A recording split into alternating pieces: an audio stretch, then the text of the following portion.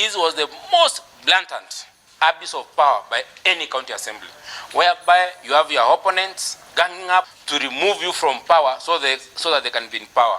So on behalf of my ward and the people of Nyamira, we want first to congratulate His Excellency, the Governor, Nyaribo, and then to say that governors should be allowed to do their work. Siku ya leo MCS tumesimama, tumesema tunataka hawa wenye wanashiriki katika hili kitendo cha kutaka kutoa gavana mamlakani, tumewaambia leo washindwe ili waache gavana afanyie wananchi wa Nyamira kazi. We expected to be given an opportunity to make oral submissions to address issues in a rebuttal that are raised in the motion that was before the assembly.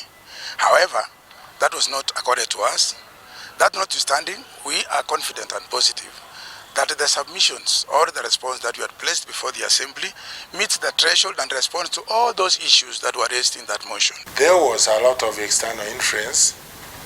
We have evidence of some people beat in the gubernatorial contest, and one MP,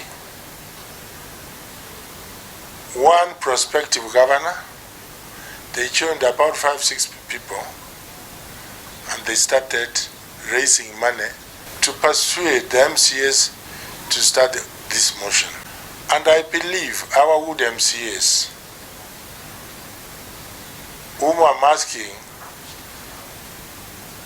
to calm down, come and sit and work for the people of Nyamira.